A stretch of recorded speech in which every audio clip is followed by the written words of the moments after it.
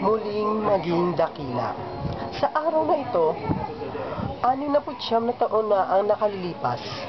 Namatay ang isang batang bayani at propeta ng ating lipi sa kanyang minamahal na lupain. Isang bala ng diktador ang pumaslang sa kanya at mula sa pagdaloy ng dugo ng martir ay tumubo ang isang bagong bansa.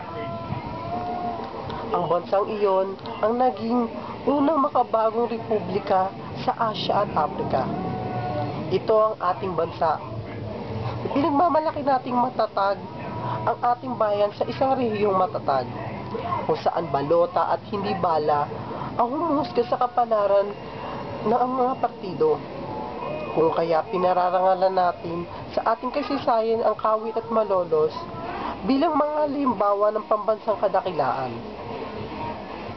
Bakit pambansang kadakilaan?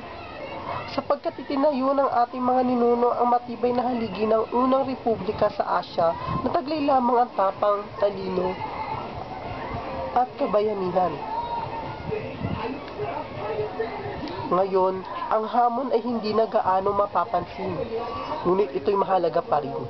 Kailangan ulitin natin ang mga ginawa ng ating mga ninuno sa isang mas karaniwang panahon, malayo sa madugo at dakilang pakikipagsapalaran. Sa pamagitan ng pagpapabilis ng pagbabago ng ating mga lipunan at kalakaran.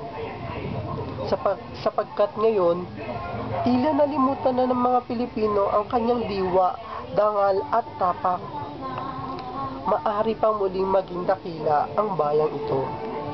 Ito ang aking pinaniniwalaan at ninanais ng poong may kapal na tayo magtulungan upang isakatuparan ang ating mga panalangin. Sinusulat na ng bawat salinlahi ang sariling kasaysayan na isulat na ng mga ninuno natin ang kanila.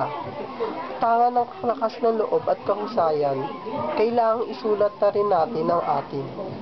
Pangarap natin ito. Sa pagpili natin, inaako natin ito.